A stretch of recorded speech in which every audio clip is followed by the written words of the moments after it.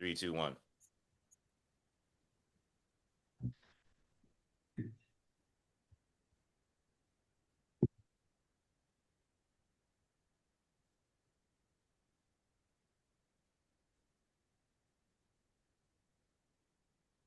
Ladies and gentlemen, boys and girls, welcome to the Divine Brothers podcast. And here we are at the precipice, at the end of the world, when we may see the toppling of a great man. That's right. Everything is coming out about Mr. Epstein. I have just informed Chase of the Wall Street Journal article where Trump has his birthday message to Mr. Epstein. Okay. Apparently, there's a lot of big names. There was a big leather bound book with all these special messages to Jeffrey Epstein. And Trump writes with a marker, he writes down a poem to Jeffrey Epstein where he has a dialogue between the two of them. And he says, people are wondering what the secret to life is, what the secret to happiness is. I know what it is, Jeffrey. And Jeffrey says, I know what it is, Donald. It's our little secret. It's our enigma. We'll never tell. And then he draws a naked woman on it. What? Let me tell you what was going on, guys. All right. I've been getting deep into this Epstein shit. Oh Have my you seen what's God. on that island? God. Have you seen what's on the island? All Beautiful right. women? Yeah. What? No. Do you know what Jeffrey Epstein built on that island? I saw a whole thing where they go into the whole, it was called like Little St. James, this island, all right? And yeah, there's the big mansion, there's the docks and all that. But do you know what was at the top of this fucking island? Austin, do you know what was in the middle of this island? Yeah, it was like a blue and white building that was A Egyptian temple. themed. It was a temple. It was a temple for fucking underage girls. How do you know that? How do you Oh, know that? I saw it. I How saw it do on you, there, so man. you saw there's a temple? Bring that shit up. Jamie, bring that shit up. We got Maybe to they show were you going this there to temple, man.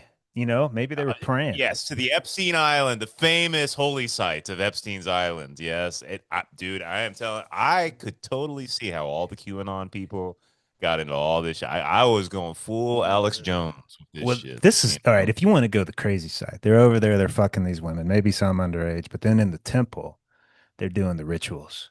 They're doing the blood sacrifices and the fucking or everything's got to go in a particular order at a certain time and eating fucking Dude, hearts and shit like that. That would be kind of cool. That would be crazy if you that came remember out. all that skull and bones shit? That skull and bone society? They definitely were fucking each other up the ass, man. That What? we know that. There's books written. You don't know about skull and bones, man? I've never, Yeah. they never asked me to join. I didn't care. Yeah. Yeah, of course they didn't ask you to join. Okay, you have to. First of all, you got to be fuckable. Okay, which clearly you're not. All right. The second What? thing is you I think got a to lot have of gay power. men would All right. disagree with that statement. Yeah. Please show them to me. I'm curious. But the important thing is that these are established societies, right? There are like fucking David Cameron, the former prime minister of the UK. He was fucking pigs. What? It's not just a Black Mirror episode. He had to fuck a pig. You And let know, me, what do you like they think do the this weird enigma sex shit. is? How do you interpret that as a historian when you hear the enigma? Has anyone else ever said that in history? Like, what the fuck? Enigma is a word. By the way, they have video of Trump using the term enigma multiple times That's about the biggest cars. word in his vocabulary. That's rare footage. Yeah, enigma is the sort of word you drop to impress somebody. Throw a little I'm mystery into the a dialogue. Yeah. little mystery, man. A little bit of the moon energy. You know what I mean? Especially when you're talking about fucking girls in a temple on an island under the moonlight. It I'm sounds telling you, hot. man. It sounds. What's wrong with that? What is wrong? You're Everybody not invited. That's what's assumes wrong with it. You're that not is. invited. You are exactly Yeah. right. Because I guarantee you these chicks are probably of age, almost all of them. And then if they slip by, they were 16 or 17 and look 25. You got Man, everyone's like, oh, they're fucking 5 and 10-year olds. I'm like, oh, fuck off. No, they weren't. Shut the fuck up. Sick of it. I think it's because I work with kids, but I honestly like I don't find people attractive who are young. Like 18. I just see children. I see idiots. I see kids who are. I don't find that. Do you find that attractive? Like There's 16, 17? some stunning chicks in the realm of like 16 to 20. They are. Yeah, I have met 16-year-olds. I was like, what are you, 24, 25? Like 16. I'm shocked. I'm shocked. Like my core is shaking. I'm like, that's terrifying. I could be in prison for a decade and had no clue. So, Huh. as a straight Okay. man, Women mature faster, and some of them mature unbelievably quick. Oh, interesting. Mm. Okay. Yeah. Austin, what do you make of all this, man? What about the temple? What? Not everything. Epstein, the temple, Trump, and his Where are titty you at, drawing. man? You Where know? have you been? Yeah.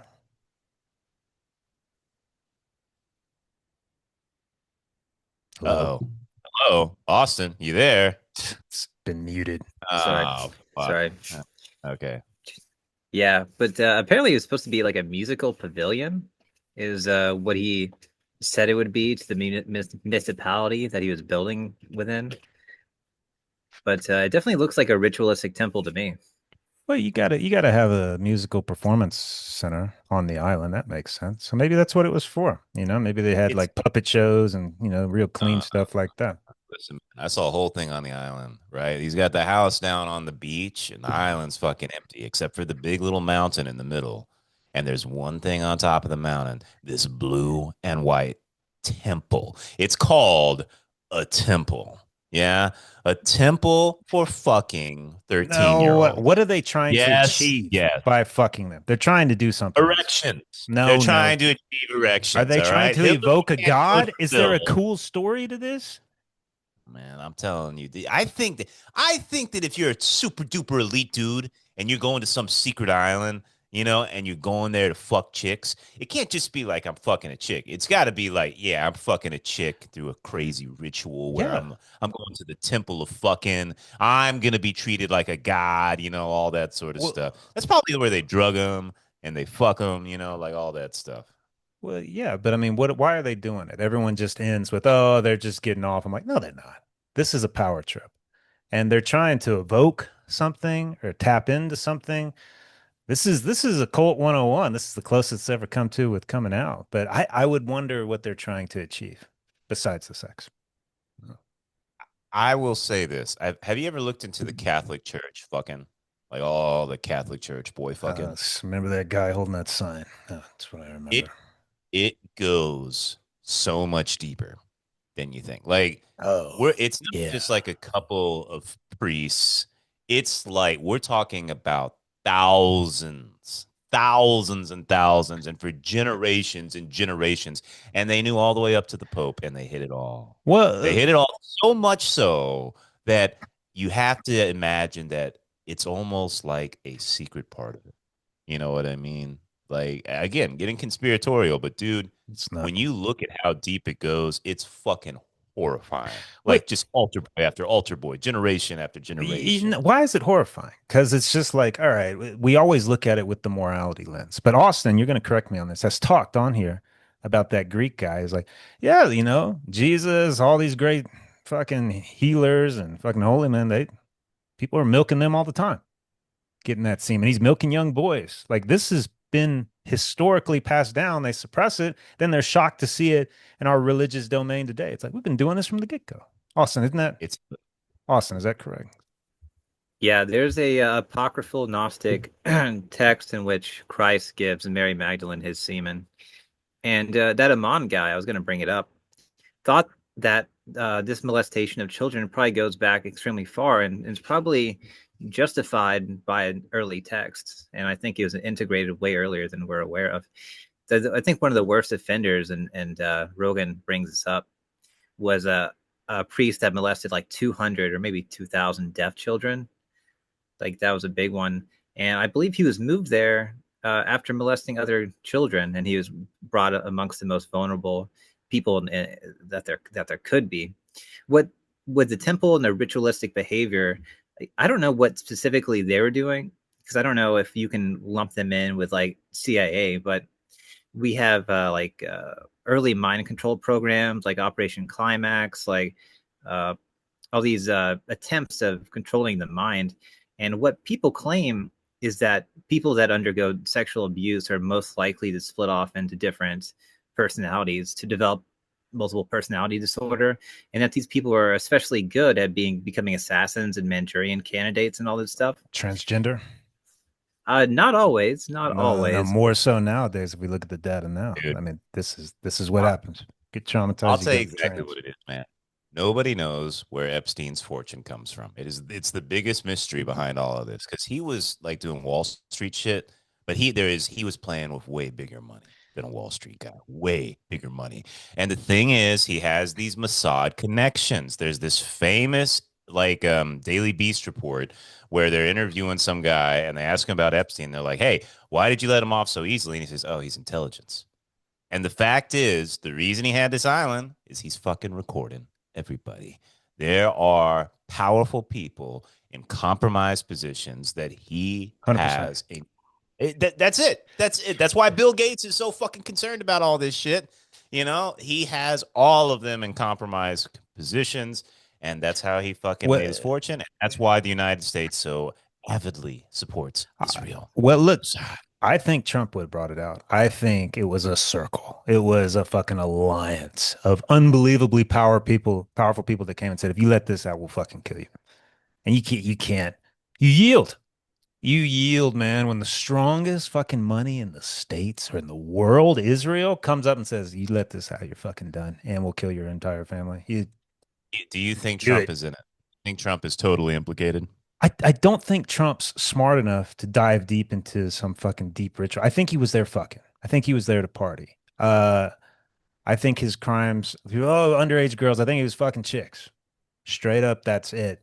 But the fact that they can implicate that and the fact that more important people were there doing other shit. Yeah. So the scuttlebutt is that Trump was that there's video of Trump getting rough with an underage girl. Not crazy rough, but you know, like How are they smacking going to her. prove that? She's got tits and that, unless she Supposedly, looks supposedly there's video. of what? Supposedly. Of what? Of Trump being rough with an With a underage fucking girl. fine ass, probably 21-year-old. It's probably what you'll see. What if she's 13? Dean, if she's not developed, I'm with you. Like, all right, dude. But if you got some chick there and I look at her, I'm like, she could be 30, she could be 20, she could be 35. I don't fucking know. She looks hot. You can kick rocks. You can kick What rocks. I hope happen. Here's my ideal situation. My ideal situation is that there's an Edward Snowden moment where like everything the Justice There will Department be. has There will be. is released, and we get like the video, and there's the fucking sex orgy in the temple, and we see Trump next to Obama and Clinton and fucking Lindsey Graham, and they're all Well, fucking all right, right. trained rage girls, and the whole American government system collapses. No, It's like, oh, we got to do a fresh start, no. everybody. Everybody's out. Everybody's implicated. That would be the ideal. What Just a total, like, we got to get rid of all this shit, you know? that's the question. What happens if that does happen? I say nothing. I think there's riots in the streets. Nothing happens. They get removed. Some get removed from power. Some. And then the system keeps churning. There's not going to be a revolution over this. I I don't know. don't understand what people think's going to happen. What, the collapse? There's no way. You're talking like a Revolution. Chinaman. You're talking like a Chinaman Rev- over there. Oh, man. And revolutions start from weird moral moments, right? Like, for example, in Russia, right? There was a moment where a Russian Orthodox priest led a bread riot to the Tsar's palace. Yeah. And the priest was killed by the army. And because of that was when the Bolshevik, like, it wasn't exactly a Bolshevik, but it was like the beginning of the end of the Tsar and stuff like that. The French Revolution, the woman, there was a Dean, women's march like that led right onto Versailles, and there we go. That's where it all fucking began with the French Revolution, you know. These more moments can be powerful, man. Very powerful. So you got to be careful. not this one. It's too not everybody. I think moral moments are powerful when the vast majority are on board. And with You know, this one, that's people are upset. They're upset, but nobody's going to ask deep questions into this. They're going to be like, "This is fucked up." Oh well, that's it. I disagree. I disagree. I'd like to talk about. So I brought mind control. I looked it up. Like the code name was MK Ultra. Are you familiar with that? Of course. MK Ultra. Hmm. Yeah, I believe it goes back in the 1950s, but it took place in Canada, it took place in California, but basically they used various methods to control people's minds, including large doses of LSD, scopolamine, hypnosis, etc., etc. At some point, it went through a lot of different iterations, Mockingbird and others, and eventually it was shut down with like a word like it's not working. Mind control is fake. Okay, we're not doing this anymore. But it went underground, and when I it was my understanding that ritualistic symbols were thrown in, not necessarily for because they thought these things were real, but because they were impressive to the mind and they were like helpful for breaking people down. That's one thing to be molested. It's another thing to be molested or abused or drugged by a guy that's dressed like Satan in the middle of a satanic ritual. And maybe they do a mock ritual in front of you and fake, kill an effigy Maybe of a they child, choose to be whatever. there. Maybe they believe they're supposed to be there. Mm-hmm. But that's like that was never recorded in MK Ultra, the abuse of children and things like that. That was more like mind controlling adults and insane people. But the idea is that they did it with children as well, and it became that it was a lot more darker than just drugging people at brothels and to see if they would admit things they wouldn't otherwise admit. And we were talking about Epstein, or Chase, you want to? Well, also, I mean, historical context that the holy man went to the child for sustenance or for vitality. Like, this is in our past. The fact that they're still doing it. Does this shock you? Or, I mean, like when you get there, is like, this is how they've been doing things for thousands of years in this category. Like, it's the same narrative, isn't it? Or is it dark and twisted to you? I think it's just a new iteration, and in some cases, like Bohemian Grove, they sacrifice an effigy to Moloch, and I believe that was a deity that they sacrificed children to. I forget which culture it was, but I mean, these ideas are continuing, and I feel like what these people do in the open, they do a lot worse behind closed doors. And I think it's about controlling people. I think it's about compromising people, and I think there's probably some people that believe, in like occult ideas, and they do it for that reason as well. It's the thing that I think upsets people the most is the hypocrisy. Like, for example, the Catholic Church, that says, hey, don't be gay, don't have sex outside of marriage, and what are you doing? You're being gay and you're having sex outside of marriage with children, of all things. And I think it's the same thing with politicians that they all claim to have. They have this total bullshit moral authority that they love to parade around in, you know. And that's the sort of thing that, like, if any normal person had been caught doing the shit that Epstein was doing, they'd be in prison forever. But he gets the sweetheart deal, I don't know. and everybody else, all the rich people who were there, yeah, sorry, you don't get the same treatment as the regular citizens of the United States. And that is where the anger comes from, the hypocrisy. And yeah, it's a terrible, horrible deed, but the real issue is the incredible hypocrisy that's associated with it, you know? To me, there's tiers in this country and the world. It's like we're talking about the top tier of the top tier. But if you're part of this group and there's a way you operate, I think the vast majority of people, including myself, just follow the line. That's how it is. This is how we keep control. Do you want to give control to the people underneath you? No. They're, I'm better than them. And you stay where you are. It just makes sense to me.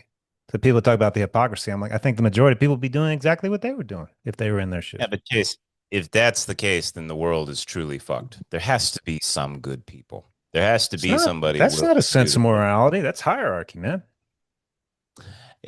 there can still be morality. Otherwise, you don't get an Edward Snowden, you know? Otherwise, you don't get moments where the righteousness comes through. I, Somebody has to be able to rise above it all, I you run know? into people, I wouldn't say, I'd say weekly with the savior complex, just desperate to to be put up on a cross. They would love to be Snowden for a big cause. It's just part of the psyche, man. There's control, and then there's control in the opposite way. To be the martyr, to be Snowden, I wonder what Snowden's like. Is he's adored, but he's got to live in a certain way. But I wonder how he really lives. I wonder who takes care of him. I wonder who sends him money and whores and money. I don't know.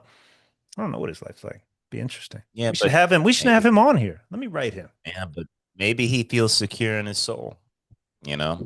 Like, Maybe it's righteous. Maybe you think that. I think it was a very good thing to do. I Sure. really do. Sure. I do. I Yeah. wonder about people's intentions. And I'm so jaded because I see people's intentions all the time. They tell me. And I'm like, oh, Really? Okay. All right. Yes. I I think respect you morality, that I like your hope, Dean. You've got it and you don't let it go, and I respect that. morality is important, and I need to. I like seeing people who are willing to stand up and do the right thing. I think that's important for humanity. Have you guys seen the 1987 comedy action movie Dragnet with Tom Hanks and Dan Aykroyd? The show was fantastic, man, with Joe Friday, Sergeant Joe Friday. You seen Dragnet, man? That's a great show.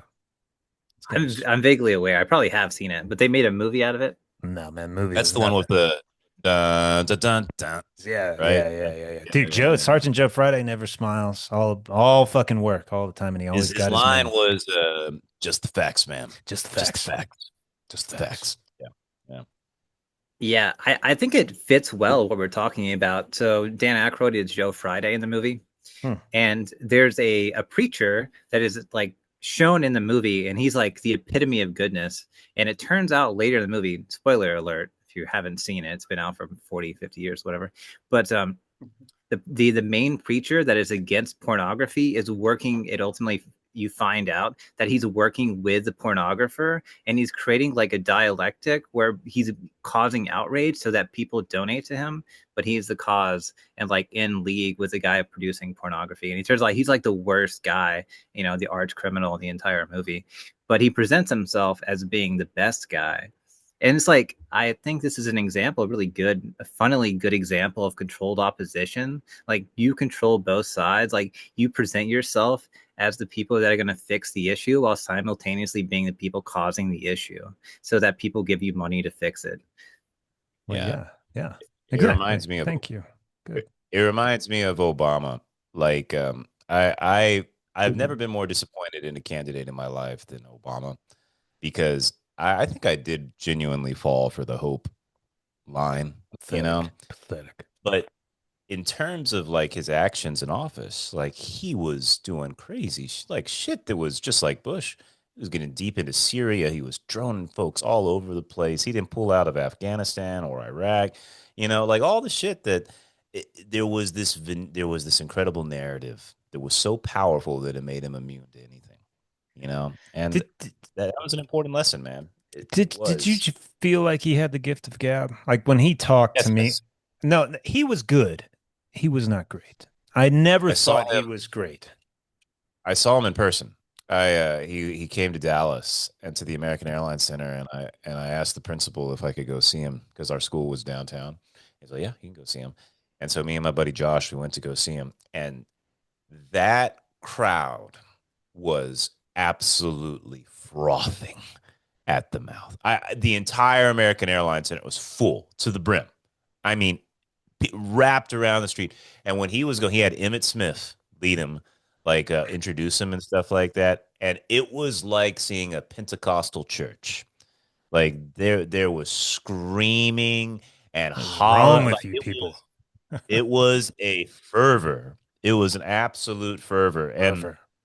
like to me, I know what you mean, Chase. Like I find his speaking good. I don't think it's great, you Thank know. you. It's Uh, very good. but it doesn't matter. Like you see, you and me have our particular tastes, but What is it?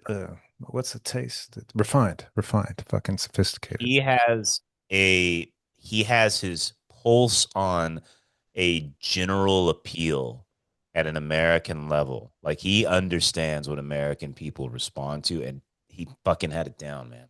He had them eating out of the palm of his hand. Let me ask you this, Dean. Would you probably have, I would have a seizure if you saw Austin in a fervor over anything? Have you ever seen that man truly just engulfed in emotion? Never. Right. Anything. Anything. No. He's like, no, no. Nada. Nothing. This guy is so even keel. So Austin, when Dean talks about, oh, the fervor of the Obama, it's like the Trumpers telling me, oh, I went and it was wrapped around the corner. You should have felt the energy. I'm like, yeah, shut the fuck up. I would never.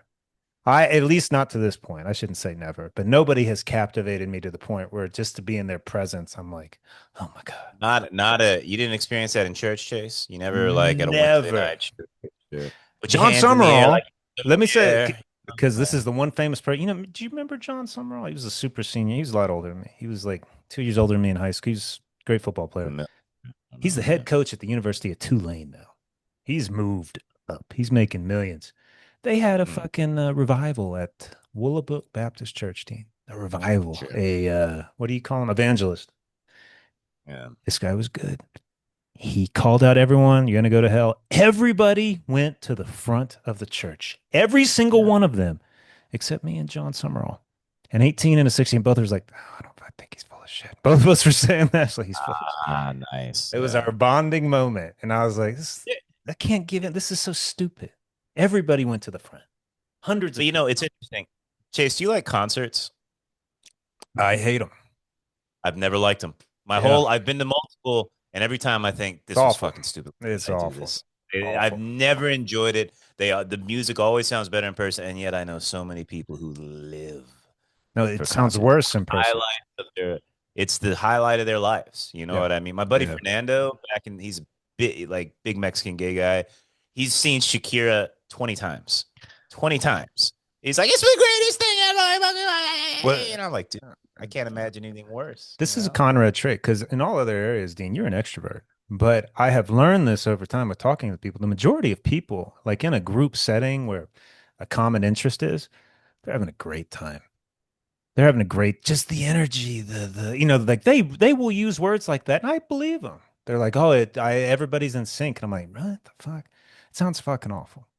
It really Yeah. does, man. And it's never appealed to you. I don't think it's appealed to Austin either. I can't imagine him going to a group event and waving his hands in the air like he just don't care.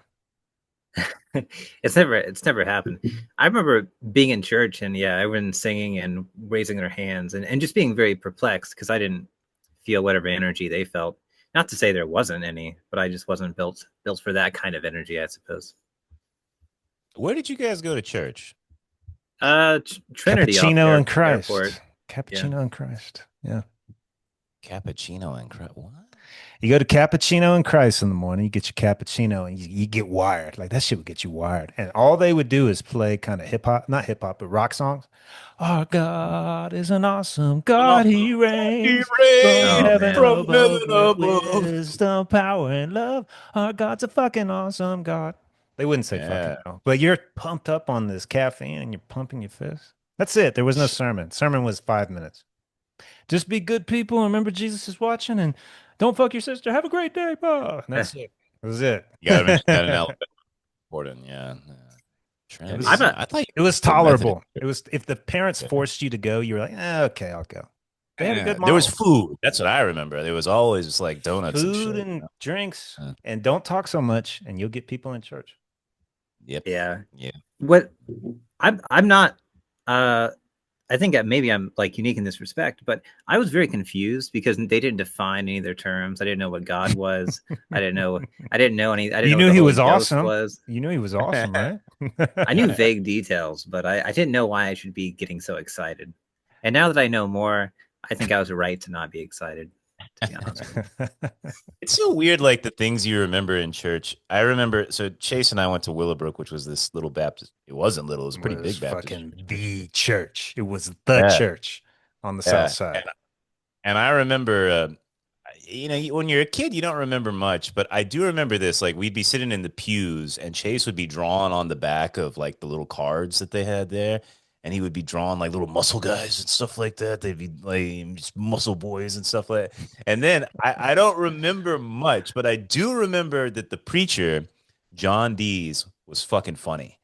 I don't even remember the shit that he said, but I remember the crowd laughing, and I started laughing too. I was like, I don't know what we're laughing about, but this is cool, you know? And Dude, that guy, he was, he had a dean personality and he chose preaching. Wait, and you have admitted that's probably would have been your ideal path. He good nailed the call. path. He came over to our house when we joined. He was super fucking preachy. He came over to the You house. come over. He Wow. came over and met the family. New members. I want to meet the family. I came in. I was like in 6, 7. He goes, hell, yeah, you look kind of strong. Let's arm wrestle. Okay. And we did it on the kitchen table, and it was tough, but he let me win.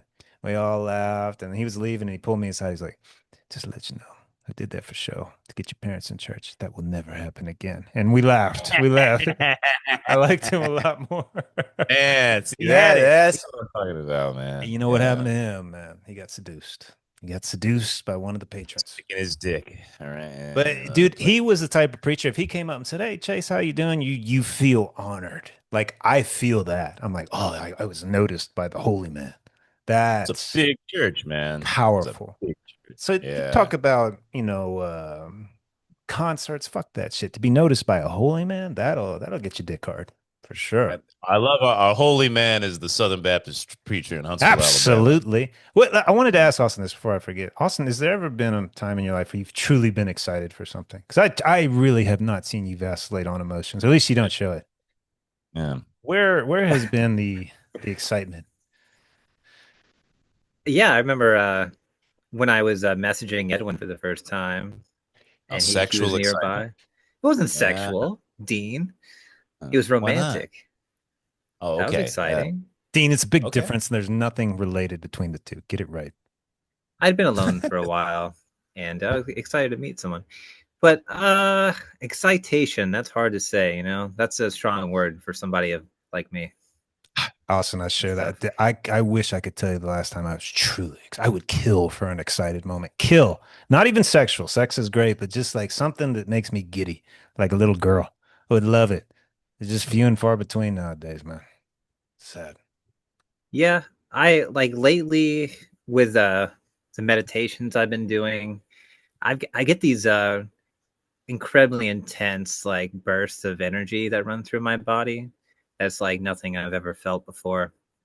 It's pretty incredible. And I get pretty excited about that. Like that's pretty cool. Yeah, that would make sense. That would be the one thing that does kind of stimulate you. It's one thing you love talking about. He Yeah, does that the energy yeah. meditation. It's different. It I want to explore it one day, but he talks about crazy sensations exploding all over his body, He you was all know. about the energy running. That's the first thing he always tried to teach me. And that does, I was surprised how I felt nothing. And then just with just a little bit of effort, I started to feel a, a very good deal. The modification is so fast if you dedicate yourself to it. There's a because I like I want to talk about it, but I also don't want to seem like an insane person. But I think it goes back to ideas Fine of line. Kundalini, Fine line. yeah, that emerged out of like Hindu yoga, and you find these ideas in Tibetan Buddhism as well. The specific practice that kind of deals with the like the lower energy centers is called Tumo. It's like I think it's translated to like fierce woman or something like that. But anyway, you're condensing energy in the what they call the central channel, and dude, it works. And they say that it's the technique is specifically designed to create blissful sensations, and it does exactly that. It's incredibly impressive. I mean, it's like a drug. It's unlike anything else I've ever experienced. And you condense the energy, and it feels incredible. And you feel these like waves of. I mean, I hate to you keep using the word energy, but that's what you don't really know. But it's like it's a sensation. It's tactile. It's visceral. It's real, and you send it up your spine, and you go into these incredible altered states, and your awareness and your attention significantly improve.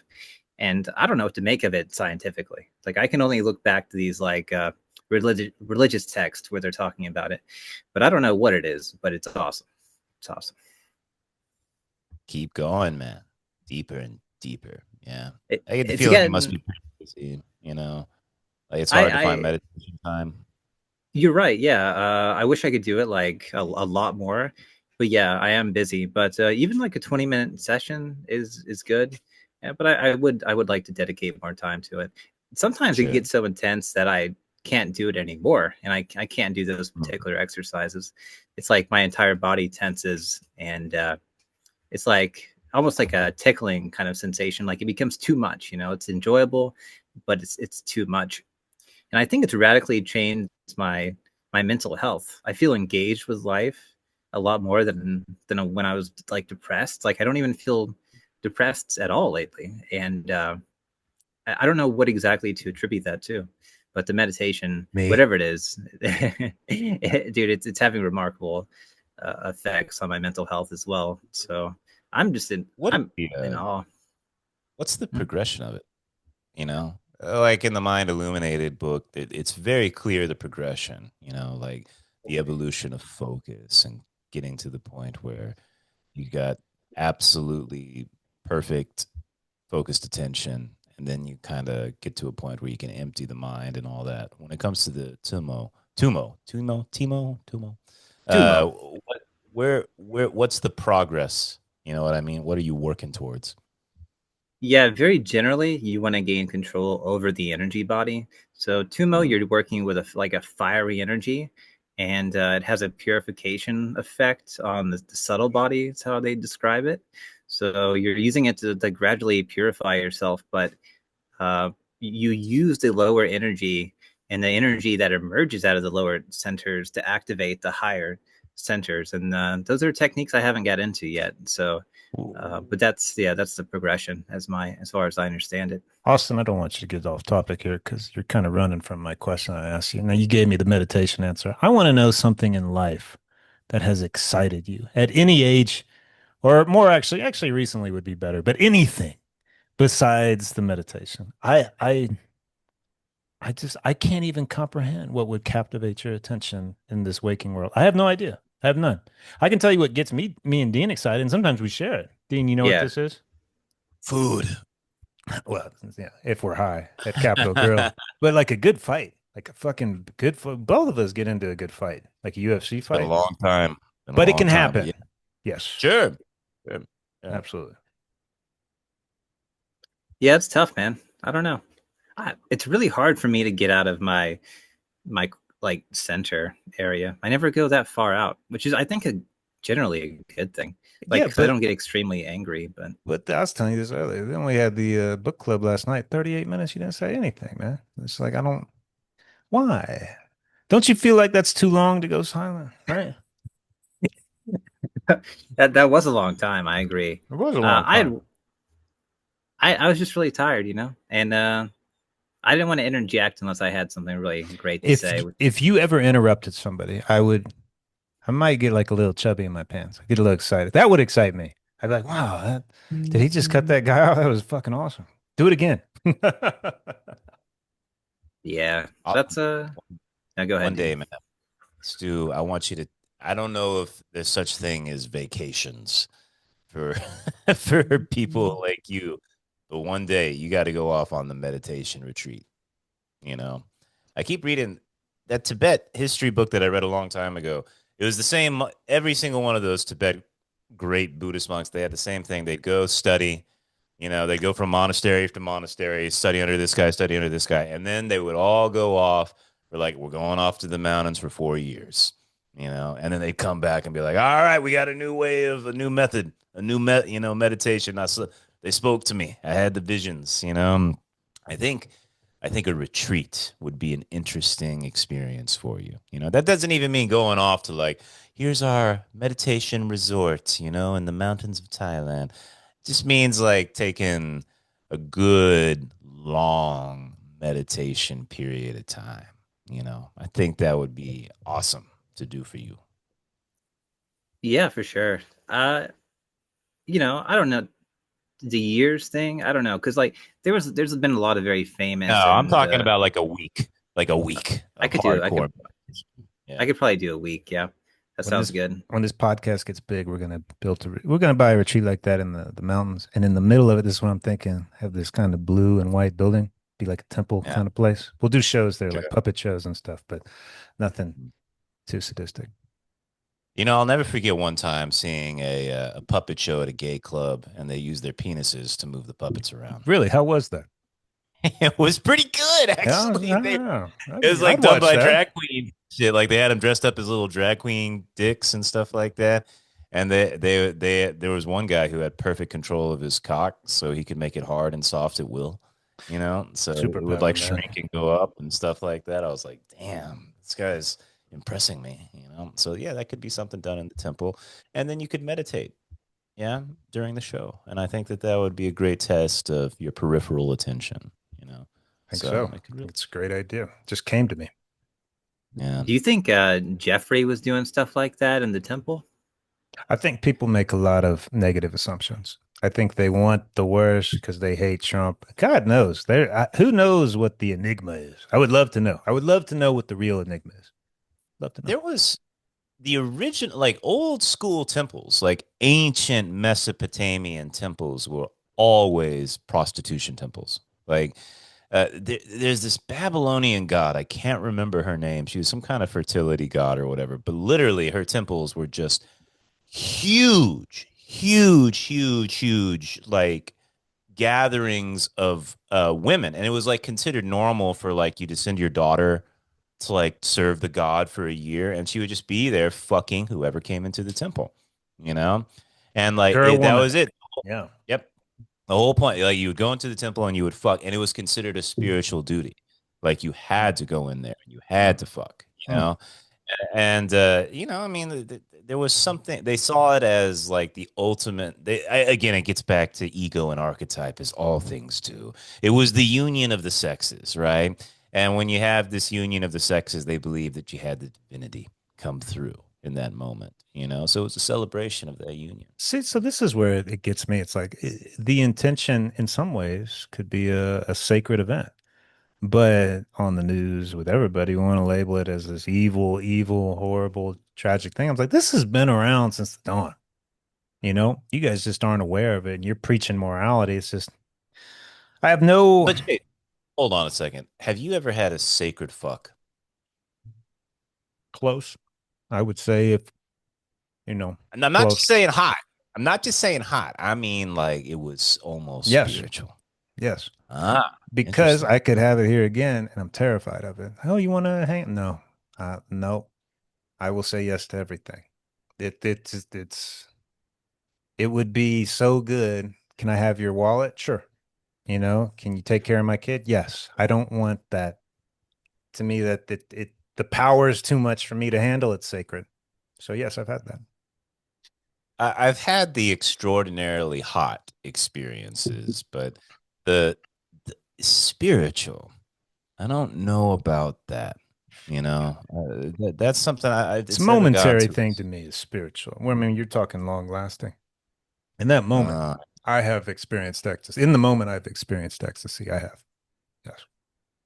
again, ecstasy, like ecstasy, I think of as like the eros. You know what I mean? But like taking it to a whole nother level where you're like, oh my God, I'm on another plane of existence. You know, that no. I've again tremendous physical pleasure, but yeah, never taken to that sacred place Let me ask you this. personally.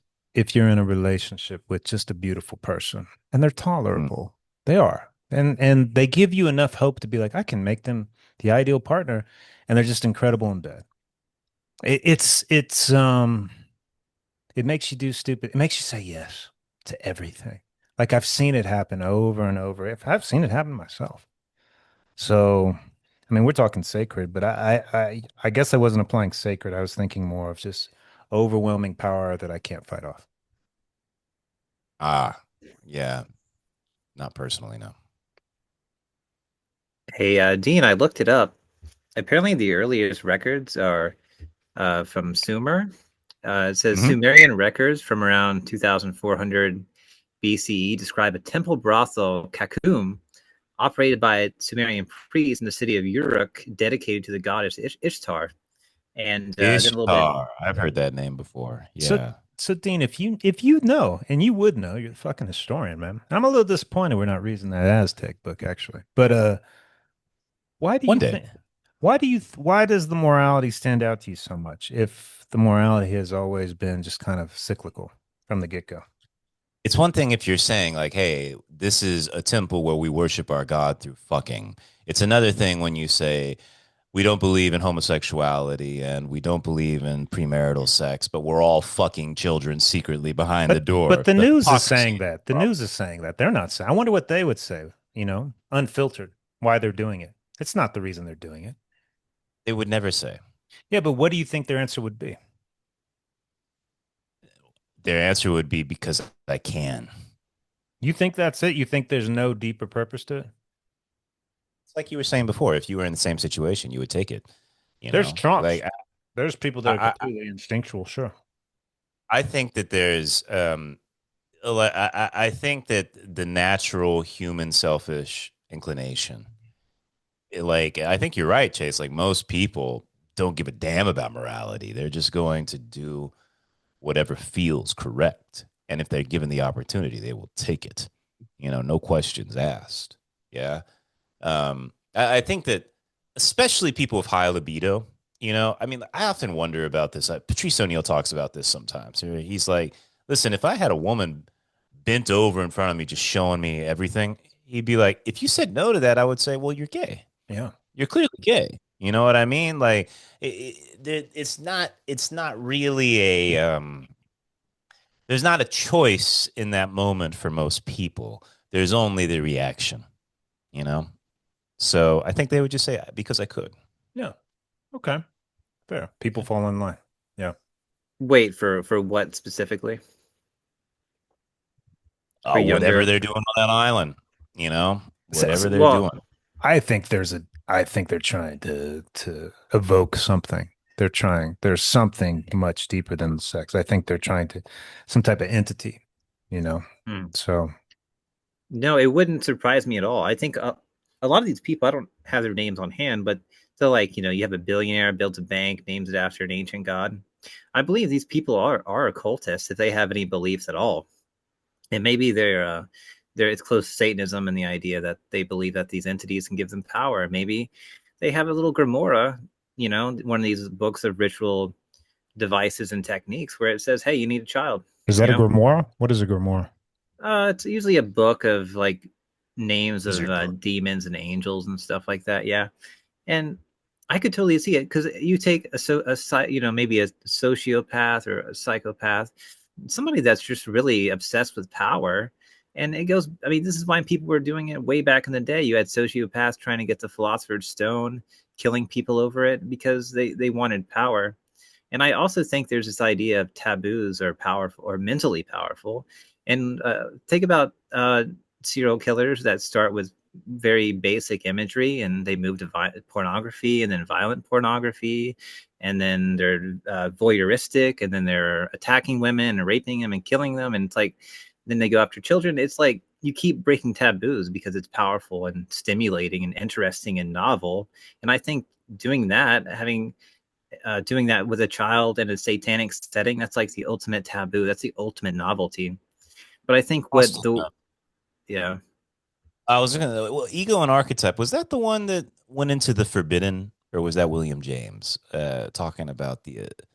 Do you remember like the whole idea of that in order to evolve, there has to be engagement with the forbidden? Remember, there was that whole thing about the garden and like that was was that ego and archetype or? you're exactly right. He did say stuff like that, but I wouldn't.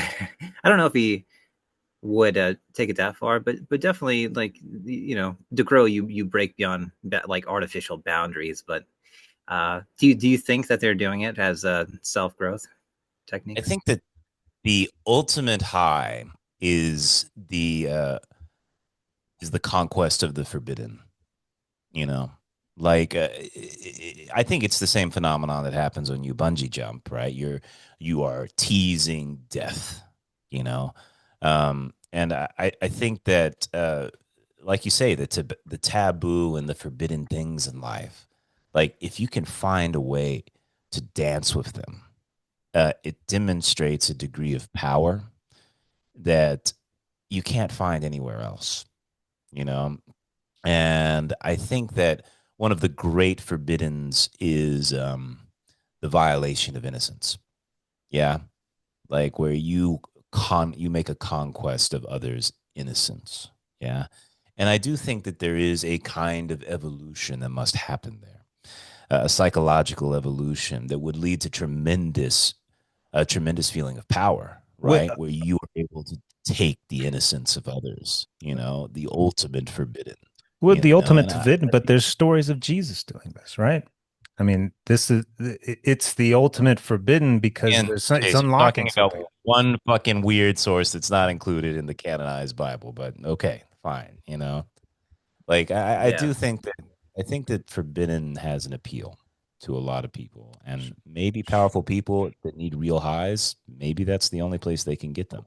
Doesn't forbidden have an appeal to you? Like, why is it forbidden? What's the mystery? Why is it forbidden? There's so many questions that are tagged to it. I totally understand this. I totally Wu Yin understand. does all about the forbidden. Forbidden is like his big thing, Sure. but me personally, no. I find forbidden scary. Oh, it can be. Sure.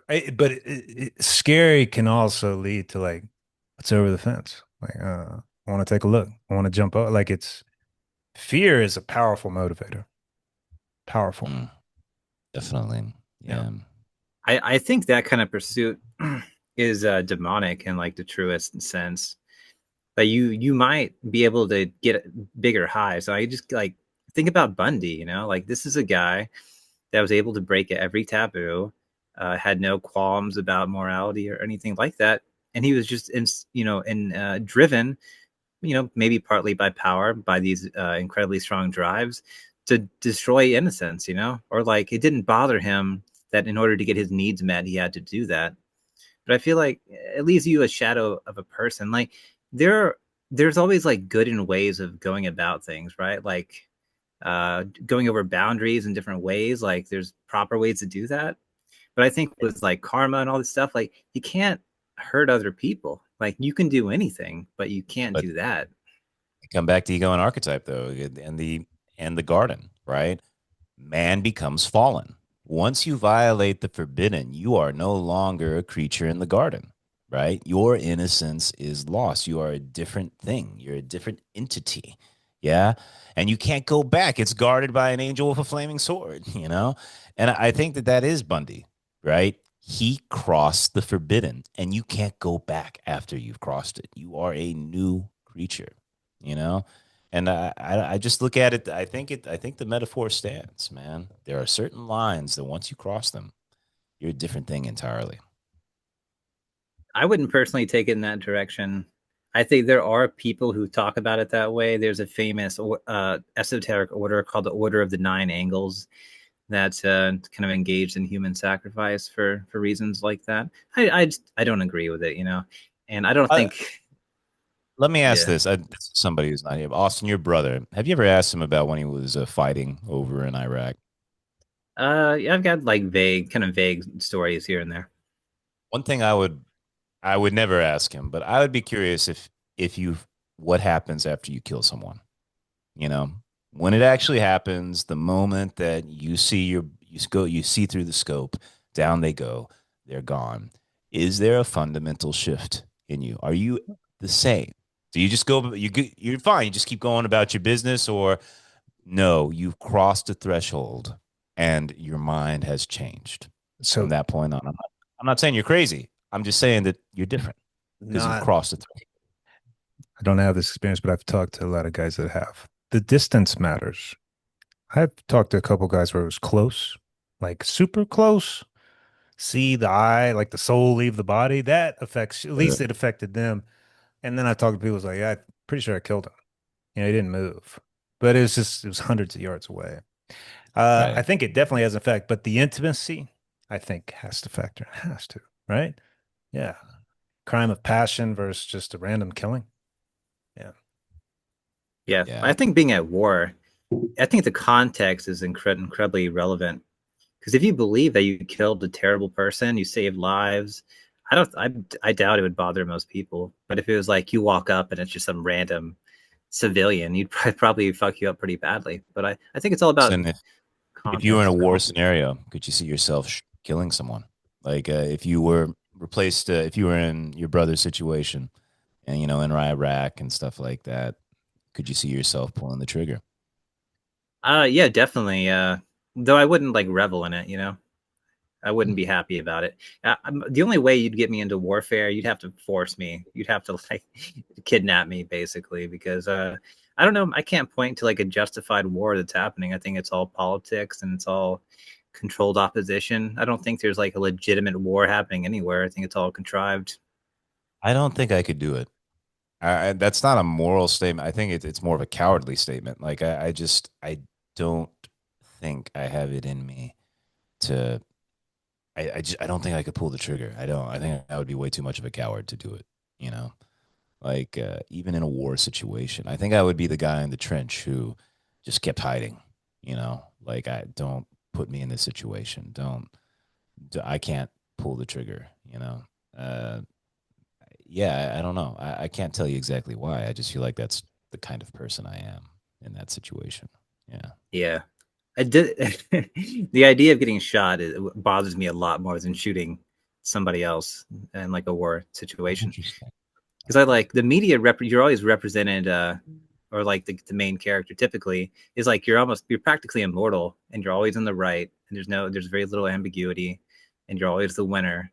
But true, like for war, people on our side get killed and maimed all the time. And if you saw that and you really had like a clear idea of both sides of it, I doubt you'd want to go to war. That you would be like psyched. There's that a movie came out, All Quiet on the Western Front. It was a famous book too, and like he talks about it. I listened to that at least the first part of that book a little while ago. Like that he went to war with a group of friends, and they were all like really excited about it. And like kind of not far into the war, they were like, "This is horrible," you know. But you get a fake image of what war's really like painted in your mind, and then when you get there, it's radically different, horrifying, and it's nothing to be glorified. Yeah, that's not news to anybody here. Well, if you guys want to change topic, there's something I have to talk about this week, and it's a little silly, but I feel passionate about it. Yeah, Well, at least you feel it's something, unlike some people in this podcast. You talk about yourself, Chase. Yeah, You talk nice about your comeback. that was pretty mediocre. Go on, dude. there's something going on in China lately that I live in like an older part of Beijing where a lot of old buildings and stuff like that, and people been renovating, redecorating like restaurants and shit like that. And there is Chase and I have talked about this before, but there is something so wrong with how Chinese people are decorating now. Like we went to a malatong place. This malatong is like very standard lunch in China. It's like a big vegetable pot. We go to this place all the time, and they renovated it. And how do you guys feel about modern? Hate it. The modern look. I fucking hate it. Austin, what do you think? Modern, you get behind that as an aesthetic. Let me look it up. I don't even know if I have an idea of what modern would be. Like very This clean, very minimalistic. minimalistic, clean, bright colors. This place went with burnt orange for their color, burnt orange, which is the same color as UT. You know, and dude, I was as I was eating there, we stopped mid meal. I was like, I can't eat here. Like this fucking decor is destroying my appetite. It was so bad. And then later we went to the fucking hot spring and we go to the sauna, the dry sauna. They replaced the wood panels. There used to be beautiful dark cedar wood. Yeah. And it had that nice smell to it and everything like that. You're chilling in it. They replaced it with fucking like plywood planks, like just planks, just boring, horrible planks, and it is awful. They're like, oh, it's new. No, it's you've lost it. You've lost the aesthetic. It's like it doesn't even feel like a sauna anymore, man. And I hate this because I feel this. I feel people changing shit just because I better change it, but they don't put any thought into it. They don't think about what looks good. They're just like, this looks modern and it's cheap and okay, do it. And it's fucking up my life. I don't like walking around and doing shit in ugly places, man. And it offended me as a gay man and as somebody who appreciates art, man. You gotta have a little respect for aesthetics. And I just feel like today people are just losing it. They don't care anymore, you know? Sometimes when I'm bored, I get on Zillow and pretend that I'm successful and wealthy. And I'll start looking at really nice houses and really cool places. And there was one that I came across last night. Like the initial picture of the house, you're just like, wow, that's the view. Like the Yeah. the external pic of this was just like, I know this is going to be incredible. And I know it's just outrageous price, but you have to see. I clicked modern, like Mm. unbelievably hardcore. And I'm like, you're in the Southwest, like Adobe country, and you're fucking modern. It made me a little nauseous. I immediately clicked off. I would never. If you tried to give that to me, I'd probably say no, just out of the disrespect you did to the culture. It's not comfortable. You know, it doesn't invite you to make yourself at home. This is Asians are crazy about modern prayer. Like they did, Chase and I have talked about couches and chairs in Asia that they're just not one is comfortable. They don't fucking understand how to make comfortable furniture, and I hate that. A home should invite you to get cozy and comfortable, and it should have a feeling of like, I'm here in the cave, you know. And that just seems to be dying out these days, man. I don't understand what they're doing here in China, and I just wanted to put that out in the ether so that I can exercise this demon of aesthetics that's been haunting me all week. Feel you, brother. There's something special about a place that you come in and there's a presence. There's a vibe, there's Yeah. an energy, there's stories you can feel. You can literally feel them. I pray in my soul, like one day I would love to possess a piece of property and a domicile with just like people walk in and like, oh wow. And that doesn't mean fucking rich shit all over. That's just the vibe. Would kill for that, man. Kill for the Yeah. spot. The spot, if I you got 5 million, the spot's 5 million, here's my 5 million. Be worth it. Be worth it, man. You're gonna spend money Mm. in this life, find the perfect spot to fucking uh live out your years. Yeah. I also wish people In would go ahead, Austin. yeah, what you were talking about reminded me of an ego and archetype. He quoted some Native American talking about how when they used to build structures, everything was circular. Like the Mm. teepees were circular, they'd be arranged in a circular fashion, and they were like, this is what brings like you. There's a correspondence, and you like align yourself with the universal energies. I think there's actually probably a lot of like legitimacy to that, but there's an idea of like feng shui within China, right? Don't these people go up to a feng shui guy and say, "Hey, how do we get the chi right?" Or inside this I got building. his YouTube channel if you want it. I can send it to you. He's really good. He's fucking funny too. I sent it to Dean. Yeah. This the only feng shui that they always honor is the south to north. Like all windows must be facing south and north. They do not do east west windows. Like it's crazy because like you can literally see every single one of them.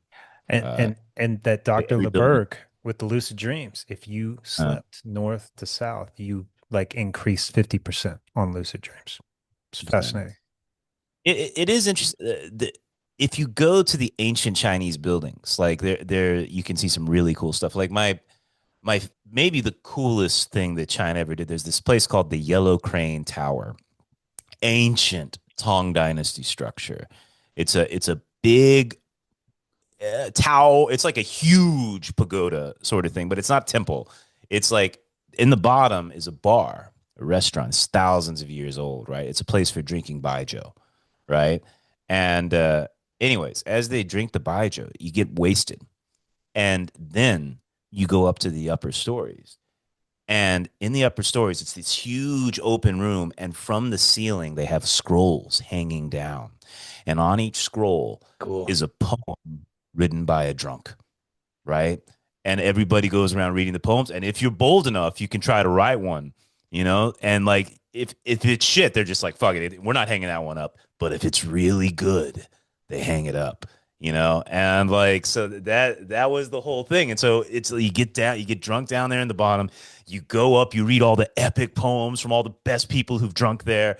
And then if you want, you can try to write one, but if it's shit, they're not gonna put it up. You know what I mean? And Who decides if it's that shit? the audience, like the people, they'll approve it or They're they'll be like, so ah, don't. agreeable over there, though. I can't. I wonder Oh no, whose no, goes to no, the no, no. top. Dude, this in Tong Dynasty, this was the ultimate expression. Like only the very best got their shit hung up in the Yellow Crane Tower, you know. But it was cool because how they had it, they don't put them on the walls. They have them hanging from the ceiling. So there's like hundreds in the room, all hanging from the ceiling, and you can go on both sides of them and stuff, and you like walk between them and all that. And the wind would like blow gently between them, and it was all open, looking out over this epic view of the Yellow River. It's like the bamboo when it blows in the wind, it makes that noise. It's quite nice. Yeah, the Samurai Jack noise, of course. dreams. Yeah. I Oh, think they did a study with hospitals where their windows were opening up into gardens, and those people did significantly better. I remember yeah. watching. I was like a really big aficionado, if you will, with ghost stories. You know, I love these things. I would watch Jeez. like Loser. different. Tell me how you really feel. But I loved it, man. I was really fascinated. And I remember one. Would you say you were excited? I wouldn't go that far. But there's a case. Family had bought this house, and they're being haunted horribly and menaced and all this stuff. And they had all these people come in, and nobody could figure it out. And they got a Chinese feng shui guy to come in. He goes, "Whoever built this house was trying to kill you, because it was like it's made to call demons in and contain them here." And it was a box house. It was a white man's house. It wasn't circular. And Did he say that? Did he add that in? This is a white man's house. no, he didn't. But I think there's a lot to it, man. I think there's a ton to it. If I ever get really wealthy and build a house, it's going to be a circular house. Well, You know, that real quick, Dean, that LeBerg dream book you gave me, the interpretation of dreams, he throws some stats in there, and it was, I'm not a stats guy, but I remember this to this day that the north to south or south to north, I can't remember, but it was staggering different. It was from case studies, but everybody reported a dramatic increase in lucid dreams when you're sleeping in the proper direction. It's fucking yeah. interesting. Speaking of exciting, Chase, some places I have felt genuinely excited to be in my life. Gardens. Yeah. And when you take me, Murakami, remember the Murakami Gardens, genuinely excited bonsai to tree be. garden, Dean having an Yeah. erection walking around. Yeah. Dude, and I've been to some gardens in China and in Italy that were fucking amazing. Like the Buboli Gardens in Florence, in Kunming in China. There's this amazing lake garden. It's one of my favorite places in China, man. Like if you've got a great garden, it's one of the Dude, great things to experience in imagine a life. kick-ass house and you walk outside into a Zen garden. It just, ugh, Did you ever go to the one in Hilo? Did you ever go to the botanical in Hilo? Was it any good or the yeah, Japanese? it's overrated. Of course, It's fucking Hawaii. Always dropping the ball, man. You know? it's unique. You're going up a hill. It's over the coast of the water. It's just because it's so different from what anyone's ever seen. But as far as like a Murakami vibe, where like each Yeah. section has its own vibration, no, none of that. Yeah. It's totally just a one and done, never go back. Yeah. Austin, if you ever find yourself in West Palm Beach, was it in West Palm Beach? It was Somewhere in south of West Palm Beach. south of West Palm. It was a Do little you drive. what's the one with all the drug addicts? I forget the name. All of it. Delray All right. Beach, Florida. Austin, the Murakami Guard. How you found it was Jack? Was it Fred, Jack take Fred took you that God bless gay Fred, man. friend.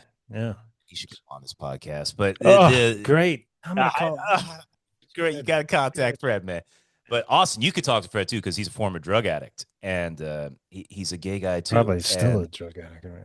probably still, yeah. But this place, Austin, whoever designed it was some Japanese guy. He made this Zen garden, and it is so good. It's big. You can walk all around. There's all kinds of little tucked away places to go through. It has a kick-ass bamboo forest that has the creaking stuff. But the best part of it is there's a little restaurant before. Yeah, like it's just a little garden restaurant. Looks out over the lake and stuff. And they have these.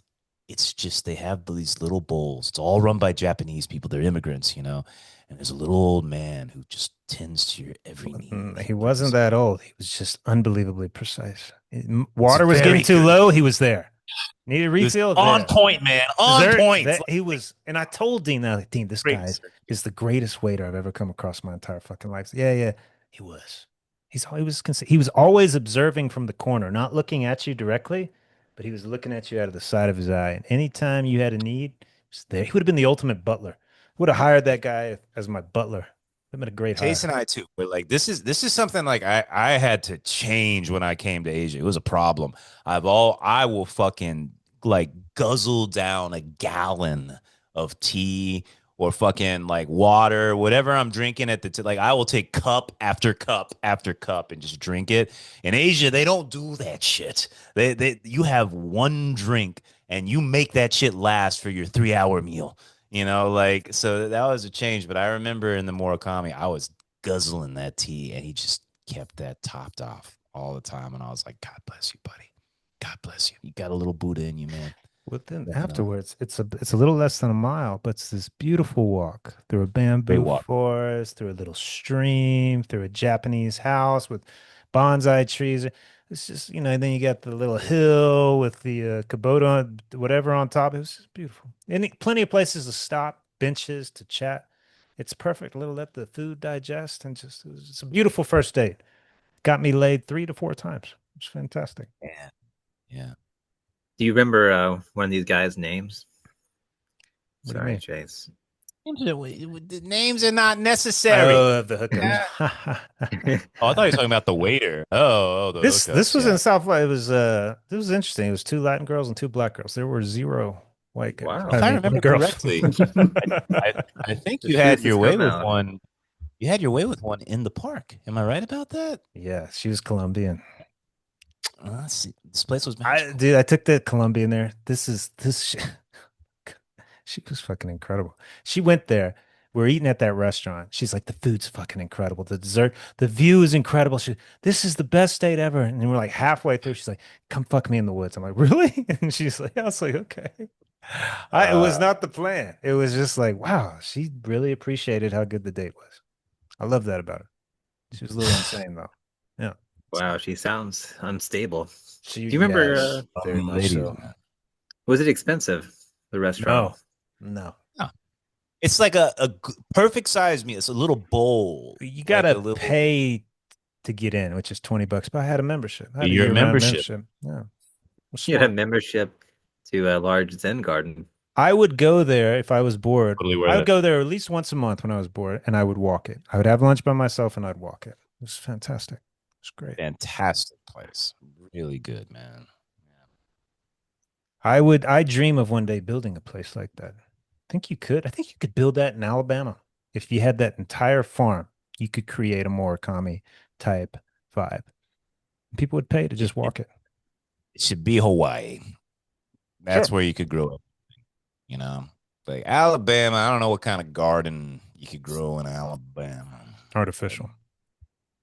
yeah. Really? We got, I mean, people growing corn down the road and cotton.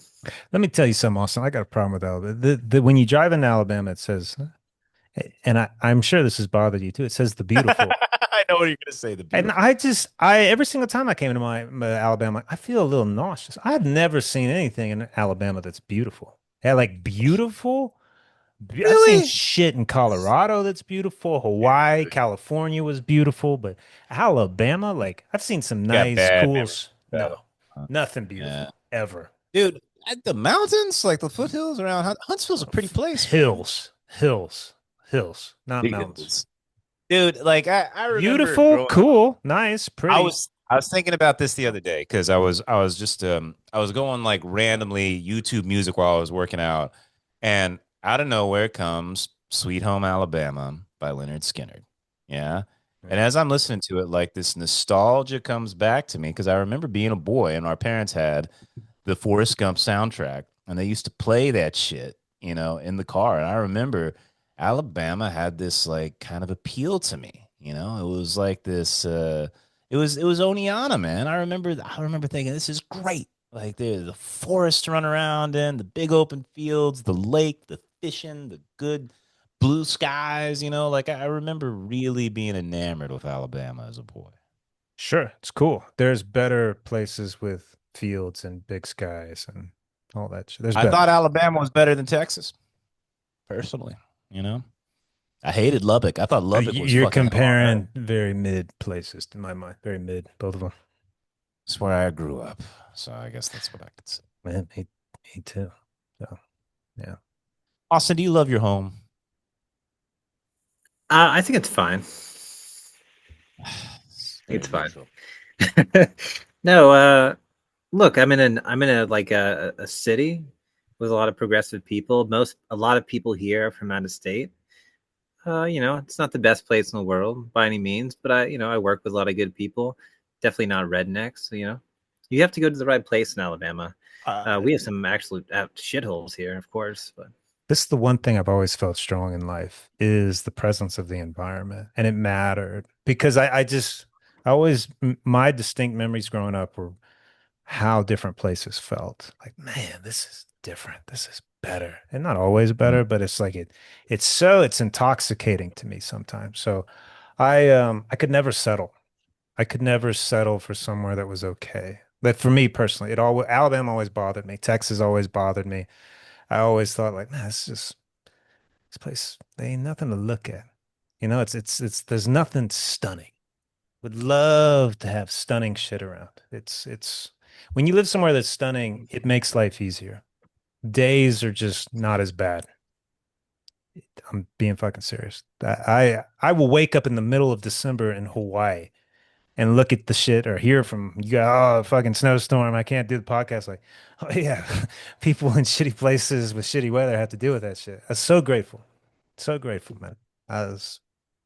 Beautiful shit is underrated. man, you think Alabama's bad? You should go to Canada. Oh, I would be in Alabama over Canada any day. Any Oh, day. of course. The cold is it changes your soul. Literally, it makes you a cold person. Yeah. It does. It turned me into a drug addict. Wait, I I was already a would drug addict, the only way but to it didn't stay help warm. any. Stay Didn't warm. help any. It was No. I horrible. do. I was thinking about that. It's crazy hot in Beijing right now. I was wondering, like, would I rather be homeless in a cold place or a crazy hot place? Because I was thinking about just baking out on the street like a drug addict in LA when it's 110 outside. Like, fuck, that's that sounds like a death sentence to me. Like, but maybe it's way worse in the cold. I don't Way know. I don't worse. know. Way worse. Yeah, I mean the cold will actually kill you. Like if you're in Alaska and you're homeless, like you just die on the street. So, but if it's cold, you can build a fire. But if it's really hot, there's not much you can do about it. Maybe Yeah, get a that's bunch of what I was ice or thinking. something. I get Maybe you a do. I get one Alaska agency once or twice a month hits me up. Hey, come be a psychologist in Alaska. I was like, man, there's no fucking way.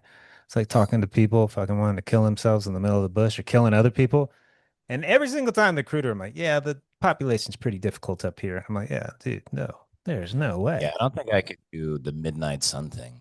That would fuck with me. Oh my God. Isolation, freezing to death, grizzly bears, fucking Sasquatch, Bigfoot. It's just your neighbor. It's just some shit. Wolves hunt you down and kill you. Fuck that. No There's way. a fantastic documentary. It's been on YouTube for probably 15 years about homeless children in Russia, and a lot of them lived underground near like these heating pipes and stuff. But part of the way they got through is you had pedophiles that would come down and be like, "Hey, come live with me," but you know what they want, or they would just live in these underground areas and huff glue. It was pretty Wow. incredible. That's some dark shit. Fuck. Yeah, it was pretty. It was dark. Yeah, it was maybe the darkest thing. Wonder why Russia is so messed up, but it's great. Yeah, it was pretty wild. I definitely recommend. I don't remember what it was called, but it's a great documentary. Makes you feel really good about your life. Talk about shitty places. Russia in the winter, and but they're like in Moscow or whatever. But The worst one Yeah. I ever saw was a documentary on prisons. You know, you've seen these, but the one it was in Madagascar, that island off Africa. And it mm, Yeah. was just like little kids built a fort and they're keeping these people in there. And like, oh, this cell's meant to hold 40 people and we have 160, 180, and every 3 hours at night, they all turn in synchronicity with one toilet for hundreds of men. It is. They interviewed this one guy. He's like, I don't even know why I'm in here. They just grabbed me off the street. I'm dying of all. I'm like, oh my God. Like it was too much. It was just like, truly, this is a madhouse. This is just whoever you want to grab, just throw them in there and they can't get out. It's horrible. did It was they terrifying. they play that great Pixar movie Madagascar on the I will Yeah, that was never keep their go to spirits fucking up. Madagascar ever. Put me in a Russian prison, put me in jail in Colombia, and I will not. Thailand. I'm not going to Madagascar. No fucking way. No. All right. Shall we end it there, gentlemen? probably should Good rambling, guys. Good before rambling. things get out of control. Hey, Austin, what Ladies did you and say you got gentlemen. excited about? What made you excited? What would you say? I don't want to talk about it. Damn, forgot. Ladies and gentlemen, boys and girls, we'll see you next time. Thank you for listening to the Divine Brothers. Bye bye.